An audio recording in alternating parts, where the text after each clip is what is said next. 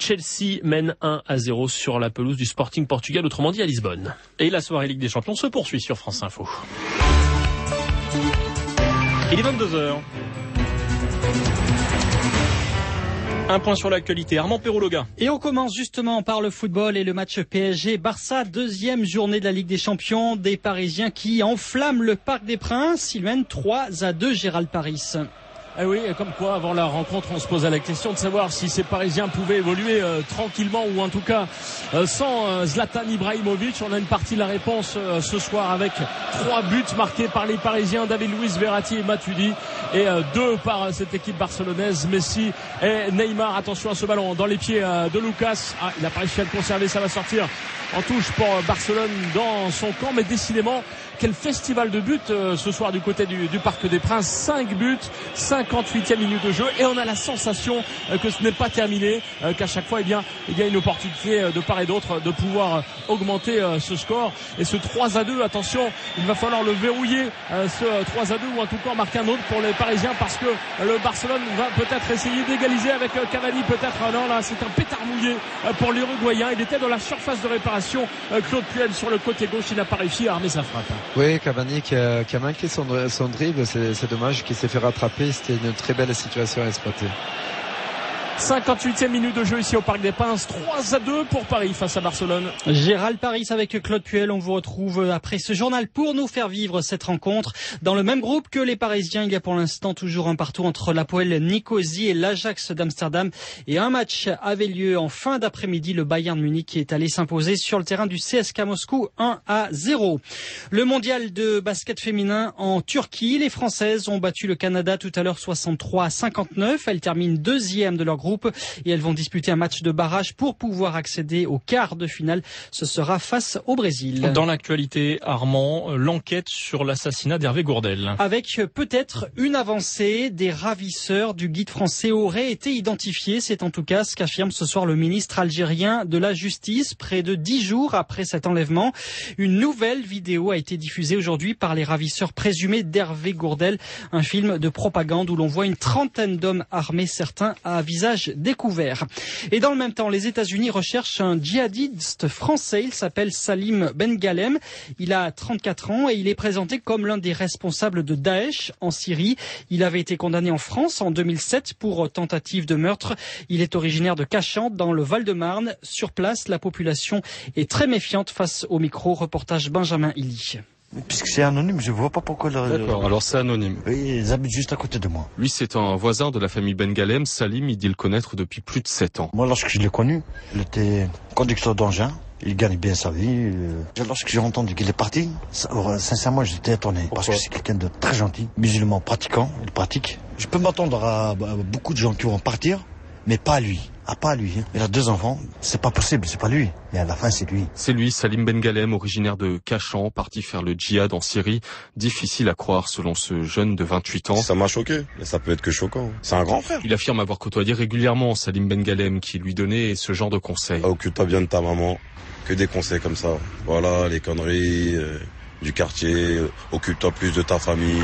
C'est un bon personnage, Salim. Avec sa part d'ombre apparemment, même si tous ceux que nous avons rencontrés à Cachan ne reconnaissent pas Salim Bengalem dans le portrait succinct publié par les autorités américaines, celui d'un terroriste de Daesh, responsable de la mort de plusieurs otages. La Grande-Bretagne, elle, annonce avoir mené aujourd'hui ses premières frappes aériennes en Irak, des frappes ciblées contre un poste d'artillerie et un véhicule armé appartenant aux combattants de Daesh.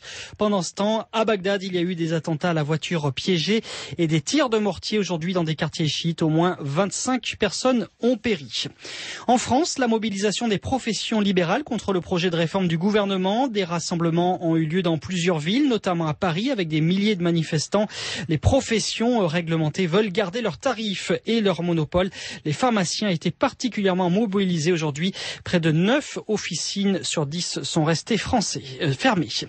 Gérard Larcher assuré de redevenir président du Sénat demain lors de l'élection en séance plénière. Le sénateur des Yvelines a remporté cet après-midi la primaire organisée par son parti, l'UMP. Il a recueilli 80 voix contre 56 pour l'ancien Premier ministre Jean-Pierre Raffarin. Gérard Larcher est plutôt proche de François Fillon. Il avait déjà été président du Sénat entre 2008 et 2011. Air France reste ferme sur le non-paiement des jours de grève après 14 jours de blocage. Les pilotes veulent qu'une partie de leur salaire soit payée. Les syndicats réclament en fait que ne soit retiré du salaire que le jour où le pilote devait voler et s'est déclaré gréviste, pas les jours d'escale prévus à l'étranger qui ont suivi. Mais Air France refuse. Si le pilote était gréviste, c'est l'ensemble de son déplacement qui sera décompté de son salaire. C'est ce que dit Alexandre de Juniac, le PDG d'Air France KLM. Nous ne payons pas l'activité qui n'a pas été réalisée par rapport à l'activité qui était programmée. L'activité programmée, celle qui n'a pas été réalisée, n'est pas payée. C'est simple, hein. Mais c'est toujours été ça. La position d'Air France, mais qui est constante depuis des années maintenant, c'est de ne pas payer les jours de grève, quelle que soit la catégorie de population, y compris les pilotes. C'est la pratique constante, il n'y a aucune surprise. C'est l'application normale de la règle normale applicable à tous les salariés du groupe. On ne va pas la changer maintenant. Alexandre de Juniac, le PDG d'Air France KLM, et demain 100% des vols d'Air France seront assurés. C'est donc un retour complet à la normale. Enfin, les intempéries ne sont pas complètement terminées. Il pleut fortement. Ce soir, dans le sud du Var, le département est en vigilance orange jusqu'à demain matin. 22h05 sur France Info. C'était le journal d'Armand Perrologa.